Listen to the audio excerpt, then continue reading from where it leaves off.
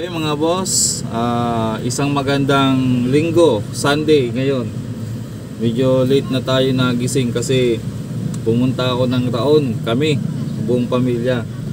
Pumunta kami ng Raon, sabay na masyal, namili na rin ng pyesa. So napapansin ko lang sa Raon mga boss ngayon maraming tindahan na rin ng electronic parts na nagsara na.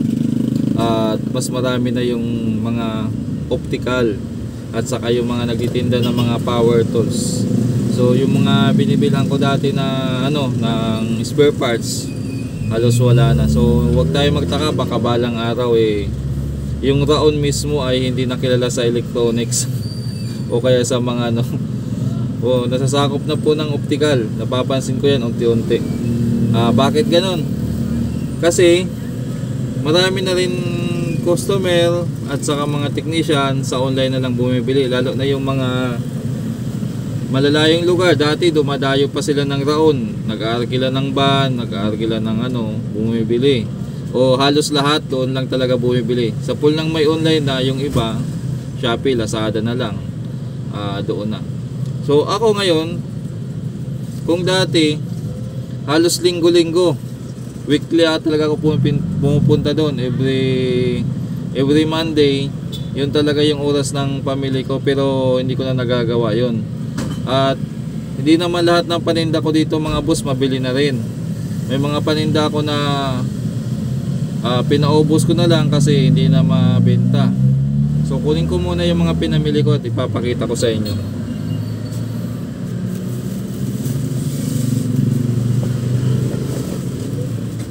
Kahit yung mga pinamili ko, nagbago na rin yung ito. Isang buong sako bag. Dito muna tayo.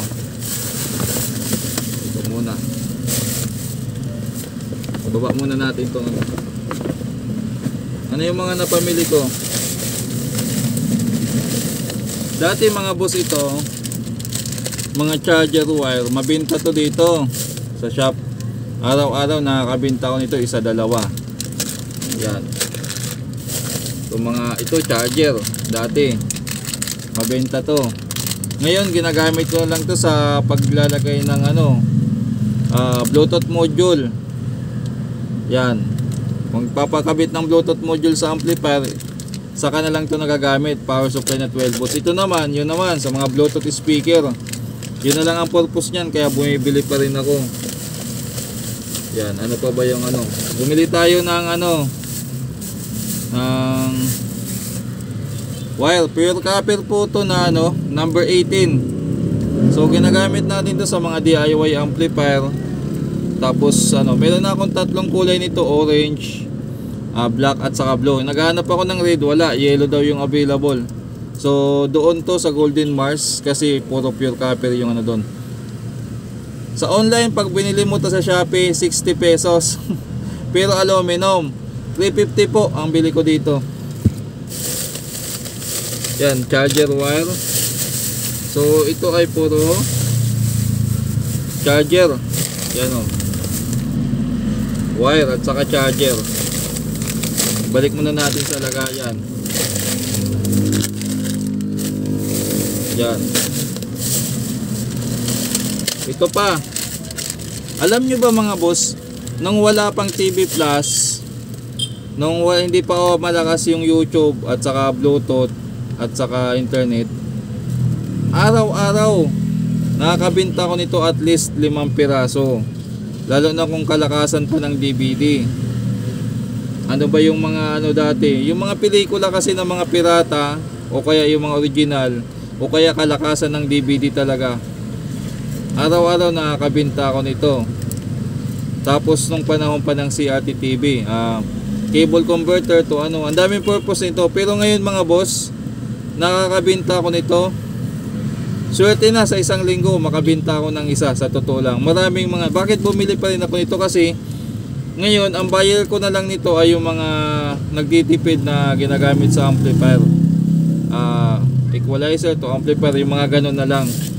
So yung range ng pwede mo ibenta to nabawasan na, pero siguro kumuha ako ng mga 6 na piraso, swerte na kung abuti ng ano, ng isang buwan maubos. Minsan ilang buwan bago maubos to. Yan. Ito. Isa ito sa pinakamabenta ko dati na ano. Tapos ito mga boss. Itong isa pa. Kasamaan to, pag nabili ako nito dati kasama mga remote ng TV na CRT at saka DVD. Yun ang isa sa malalakas dito sa shop dati na wala na ngayon. Itong 2-in-1 mga boss. Cellphone to amplifier, pinakamabenta to dati. Araw-araw din ako nakakabenta nito. Nung lumakas na yung Bluetooth speaker at saka yung Bluetooth talaga, yung ganitong paninda ang pinaka naapektuhan. Sa pool nung meron ng Bluetooth speaker at yung amplifier may Bluetooth na rin, hindi na rin bumenta to. Kaya dati, linggo-linggo, bumibili ako nito, 10-15 piraso. Ngayon hindi na. Itong 6 na piraso ko siguro mga buwan nang aabutin bago maubos. Ito, mabenta din to dati. Kasi pwede to sa cassette o sa ibang adapter. Pero ngayon, alam nyo mga boss, kung bakit mabenta, nagbumili pa ako nito. Sa mga radyo na lang na maliliit, mga transistor radio na lang, yun na lang ang buyer ko nito. Nakakabenta din ako nito sa isang linggo siguro mga 5. Ngayon madalang na, pero bumili pa rin ako, pang stock lang. Ganun na po kahirap magbenta ngayon. Marami na mga paninda na mabenta dati na wala na ngayon. Ito 12 volts adapter na 2 ampere. Mabenta to dati nung kalakasan ng TV Plus. Nasisira yung adapter ng TV Plus, ito.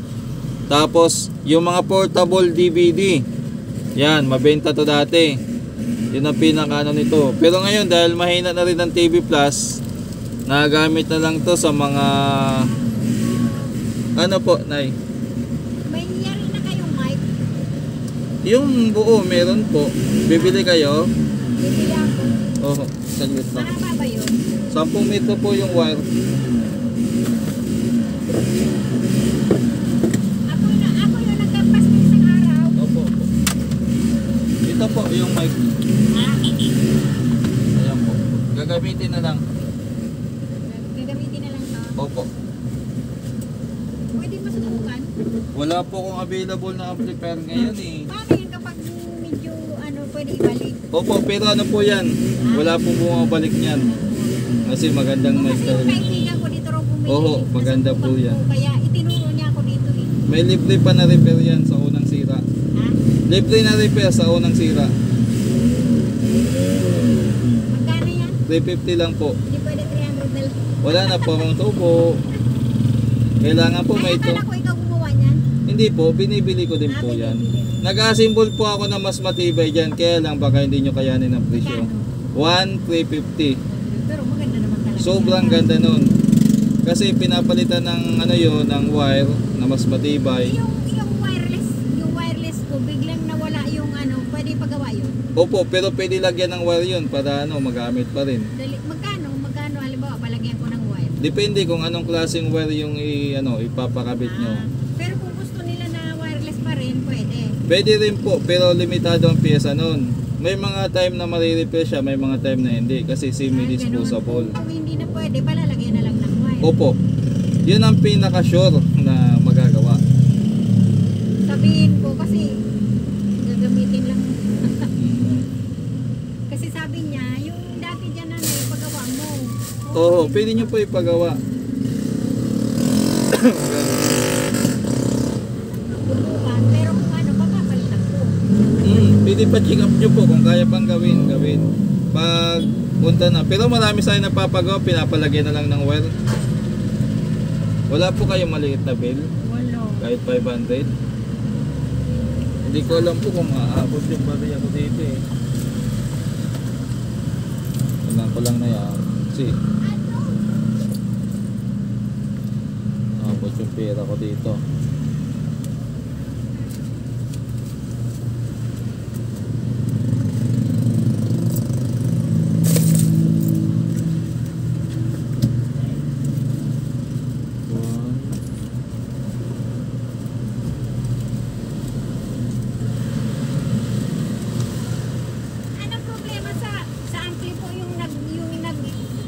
feedback ba? Yung ano?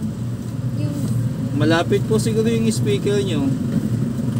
speaker sa TV? Hindi, sa ano, amplifier nyo po. Oo, nandito yung ano, nasa silong yung speaker. Tapos saan kayo banda nagmamic? Nagmamic, saan kayo banda? 1, 2, Malayo yung 4, nagmamic. 5, 6. Kulang pa ako ng... Kulang pa to. Iabot. Ganun pala ilalayo yung speaker. Opo, para ano, walang feedback. Pag malapit po kasi, ano, tika lang. May 50 po ka. 50 ka.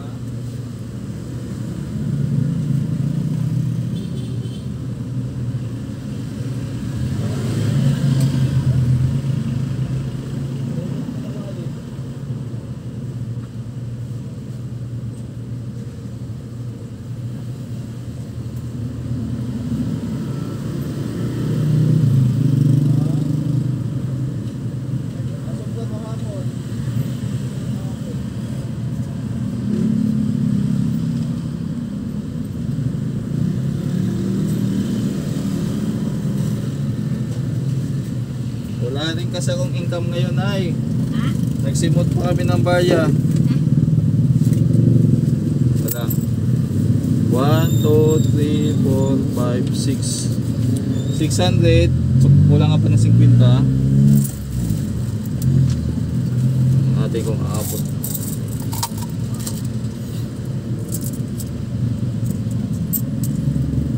Rainta 40.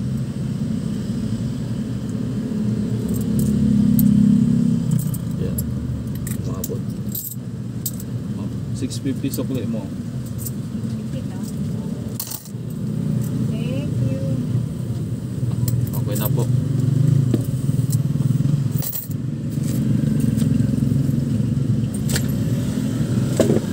Okay, tuloy tayo mga boss.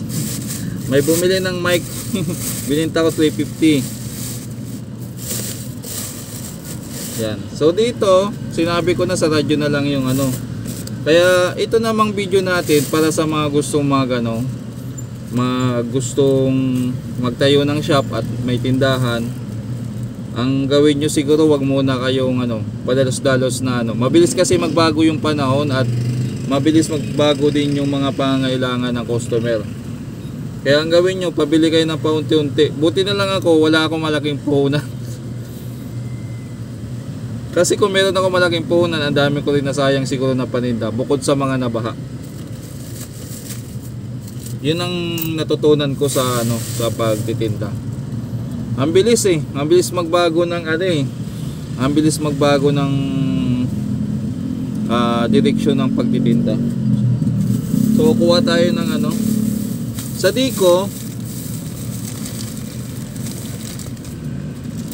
Dico may ilan pa ako nabibiling resistor kasi ito ginagamit natin, resistor talaga sa Dico. Yan. Sa Dico yan. Ito mga Taiwan pa o tinatawag na tanso pa yung paa. Yung ganito na tawag dito, hindi na tanso ang paa. Yan, ano ba mga binili ko sa Dico, mga plug. Ayan. Ito butas na kasi may bumili na. Ni-resell ko lang din to mga boss, pinapatungan ko ng konti. Pinapatungan ko ng 10 pesos, parang ganun. Kahit pa paano, meron din naman akong tutubuin. So panggamit at saka hindi naman kailangan dito kasi maglaki ng patong kasi wala kang So yan, mga resistor ang binili natin. Bumili ako ng marami. Yan. Pumunta ako ng Dico yan. Yun ang mga nagagamit pa ngayon. So balik natin. Yung Dico mga boss, hindi na kasing sigla nung dati. Kumbaga nabawasan na rin yung... Kaya sabihin natin, marami pa rin namimili sa Dico at halos marami pa rin doon pa rin namimili. Kung matagal na po kayo pabalik-balik sa Dico, mapapansin nyo na nag-decline na talaga yung sales nila o yung Nakakalungkot lang at isa din tayo sa mga sumandal sa Dico. Okay? Soldering lead. Yan. Yan, bumili tayo ng soldering lead. Simula na nagbukas ako ng shop, nagbago na yung presyo ng lead. Pero mga boss, ito lang siguro masasabi ko na hindi nagbago yung customer. Kahit anong panahon, meron at meron pa rin. Nagre-retail po ako nito, tinitingi-tingi ko per meter or per yard. Binibinta ko ng ng sakto lang. So ang binta ko ng tingi dito ng lead ay 15 pesos. Pero dahil tumaas na yung lead, bala ko gawing 20 pesos na. Pero tingnan ko muna. Kukwentahin ko kung may tutubuin pa ako sa 20 pesos. Yan. Bali 4 na piraso lang yung binili ko. Yung dalawa panggamit, yung dalawa pantinda.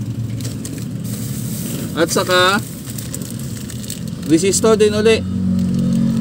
Doon sa binibilang ko sa Rox, hanggat may mabibili akong value na uubusin ko. Uubusin ko yung Taiwan nila na na resistor. Kasi pag naubos na yun, puro China na ang susunod. Yung lead pala mga boss, simula pandemic, dahil marami silang stock na lead, 400 lang sa kanila dati. Sa Raon mismo ay umaabot na ng 470, 450, 400. So ako din, ulit-ulit lang bumili ako ng 5, 10 hanggang sa naubos na nila yung tig po 400. Nung bagong stock na, 450 na kasi bagong stock na Tapos dagdag XLR, Nutric na XLR. Yun yung mga nabili natin. So ginagamit natin yan kapag gumagawa tayo ng heavy duty microphone, yung XLR na yon. Ano pang meron?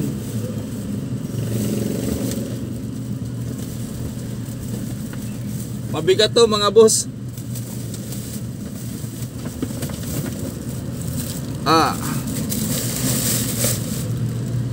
Ano ba to? Pinagsama-sama ko na ata dito sa isang lagayan.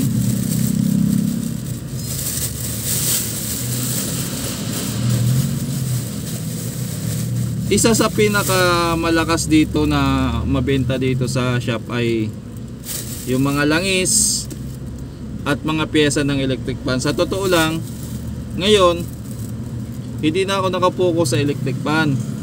Gawa ng may may katabi naman o may kahiliran naman akong gumagawa ng electric fan dito nung nag-focus ako sa amplifier. Pero mga boss, sa totoo lang, bago ako mag full time talaga sa amplifier repair, maganda po kitaan sa electric fan. Sa totoo lang, madumi lang sa kamay, pero magawa mo ng maayos at makabisado mo yung pagre-repair ng electric fan. Yan ang repair na halos walang back job mga boss, sa totoo lang. Mababakjabang ka lang dyan kung talagang baguhan ka pa lang o kaya balasobas ka mag-repair, ganun lang. Pero kung ma-perfect mo na, kasi kung paulit-ulit mong ginagawa, makakabisado mo, hindi ka na mababakjaban Yan, ano pa bang meron kasi sa to Ito binili ko sa Magni. Yan, may resibo pa. Tatabi natin yan. Yung mga resibo pala mga boss, hindi naman lahat nag-BBR. Yung iba hindi ko na pinaparesibuhan ng Kailangan i-record pa rin natin kung ano yung binili natin at kung magkano yung puhunan natin, para ma-monitor natin kung tumutubo ba tayo o hindi. Sa mga nagninegosyo, kailangan dyan ma-monitor nyo kung may income ba kayo. Baka mamaya may bintang palugi na kayo, hindi nyo namamalayan. Minsan kasi katulad ko, nakakalimutan din natin kung magkano yung puhunan. Kailangan may record tayo nyan, kailangan ilista. Lahat ng resibo kailangan itabi. At mahalaga din yan, pag u-order ka uli, matansya mo yung budget mo. Yan, Loda microphone, voice coil. Dahil medyo may kamahalan to, 4 na piraso lang yung binili natin. Ngayon, dahil hindi pa naman malakas yung order sa atin ng mic, ganyan pa 4 piraso lang tayo mga boss. Yung connector para sa mixer yan, meron. Fuse para sa rice cooker, hanggang ngayon mabenta pa rin to, kaya hindi nawawala to sa Yung mga hindi na mabili mga boss, hindi na ako kumukuha katulad ng remote. Wala na gaano dito bumibili ng remote. Remote ng DVD dati mabenta at saka TV na CRT mabenta. Wala na. So hindi na tayo kumukuha nun. Ito sa amplifier sa 5 auto. Madalas naglulusto o kaya pinapasok ng dumi. Feedback, sumisipol, umuugong. Kaya ang ginagawa ko kapag nagre-restore ako ng amplifier, pinapalitan ko lang ito. Magkano lang naman to para iwas hassle. Yan, tapos selector switch para din sa amplifier. Yun yung mga binibili natin. So ibalik muna natin dito para hindi nakakalat. O dyan na lang muna. Tapos punta tayo dito sa pyesa ng electric fan. Ayan. So sa manggagawa ng electric fan, alam nyo na to, positioner or spacer na tinatawag nila. Yan. Oscillation knob. Yan, hanggang ngayon mabenta pa rin yan. At syempre bossing. Ano pa? Shafting. Yan, shafting mga yan. Ayan. Okay. So balik na muna natin para hindi makalat. Mamaya ko na yan naayusin.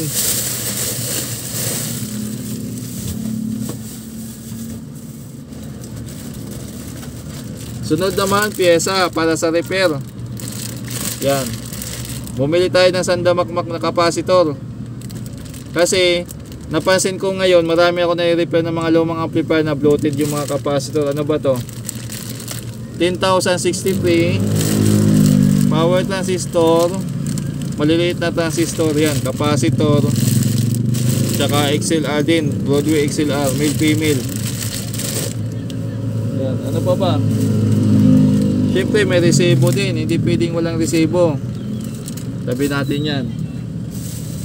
Last,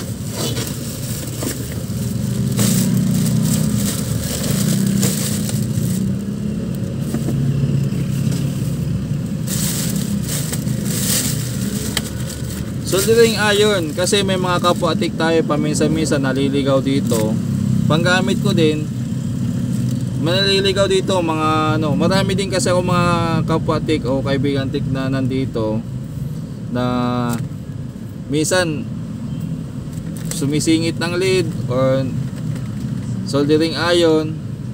So pwede silang ano, kaya kung maligaw kayo Marikina, mga kapwa-atik na mga viewers, kung kailangan nyo ng pyesa, punta kayo dito sa shop. May mga tinitinda ako. Baka matulungan ko kayo.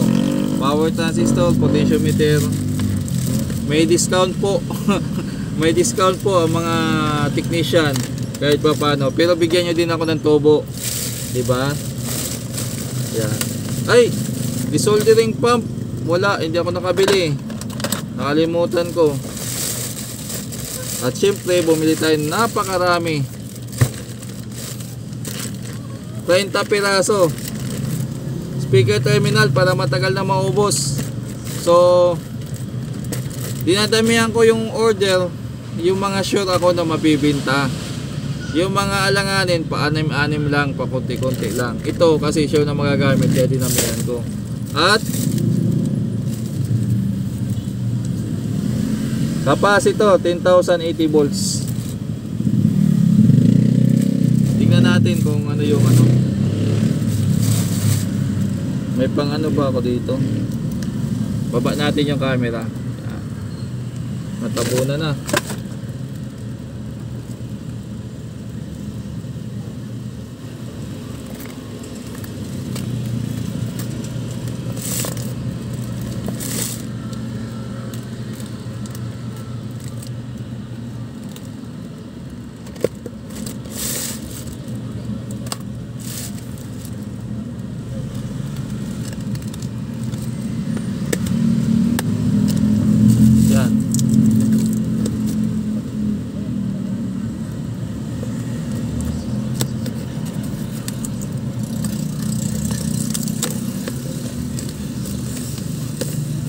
Ayan mga boss, 20 piraso na capacitor. 10,080.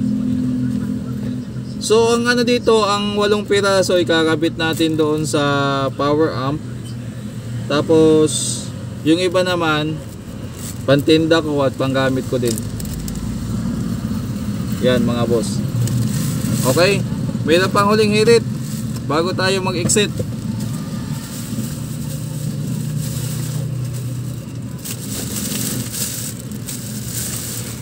Bistel DIY naman.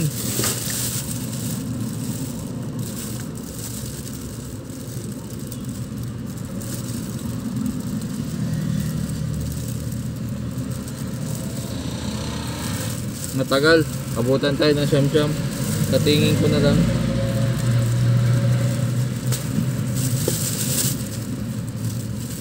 Ano ba mga binili ko dito? Tornilyo, mga gamit ko to, mga tornilyo yan. Tornilyo yan. Mga alin at saka spacer, lagari, pangkat na maliliit. Yan, puro tornilyo. Yan.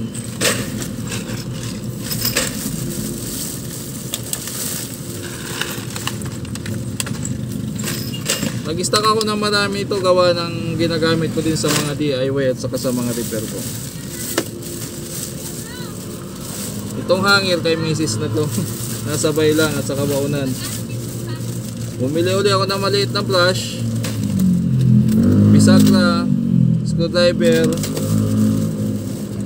Yan, screwdriver. May lilihain tayong speaker. Angle para sa estante. Ballpen. Yan, tambak na.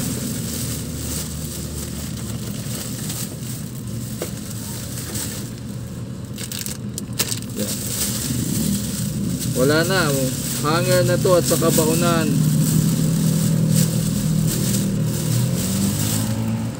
Baunan ng kapatid ko. Yan.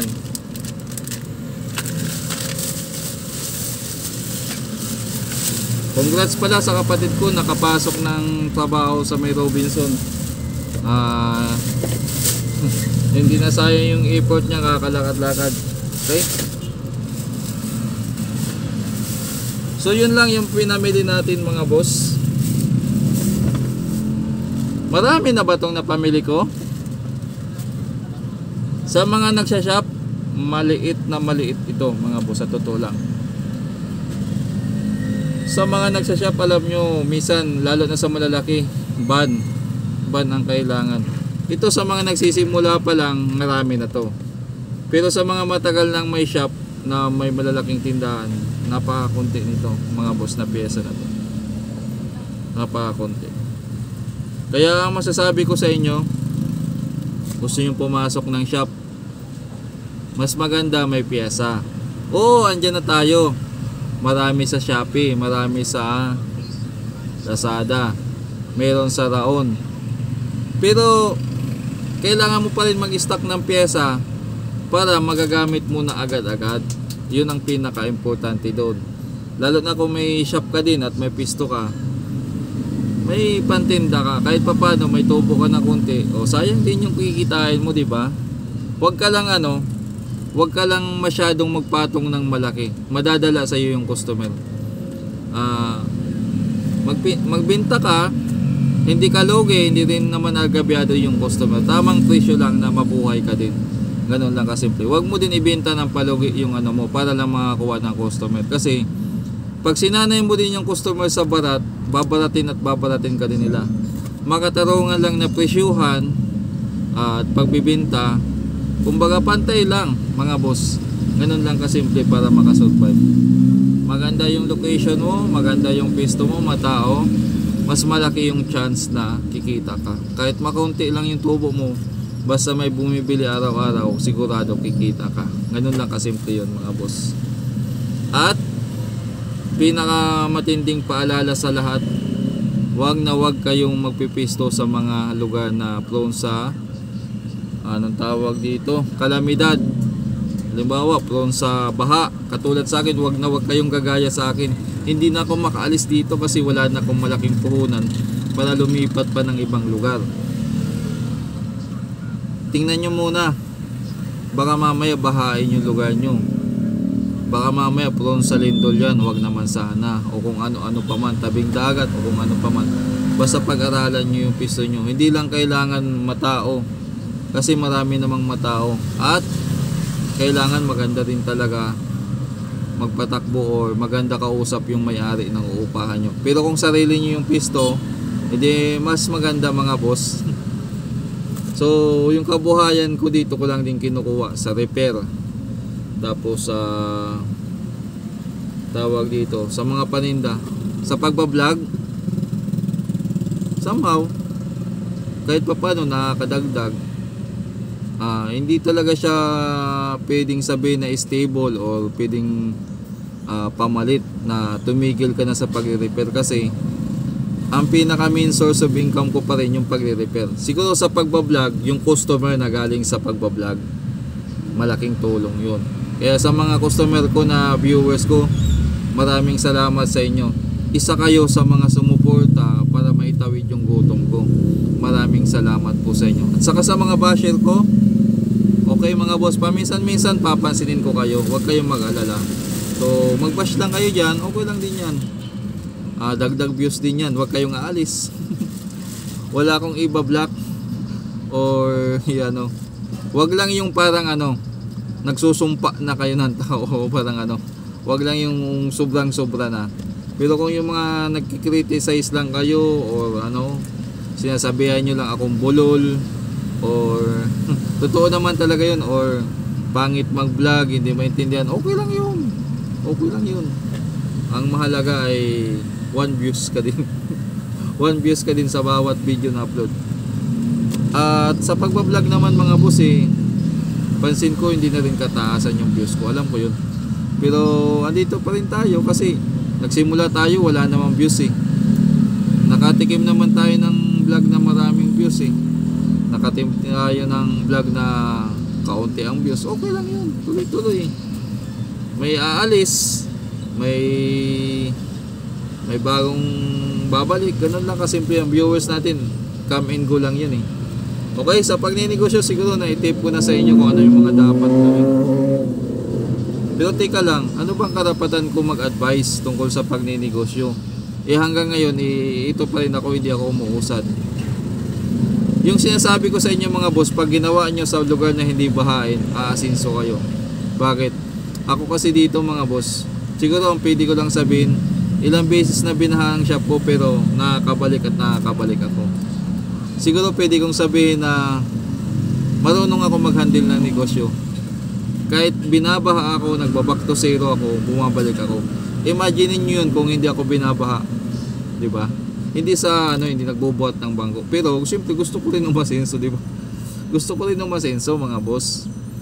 Sadyang hindi na lang ako makalis dito. Pero malay natin, hindi naman natin may papangako yung bukas. Malay natin baka tamaan na rin ako ng swerte bukas.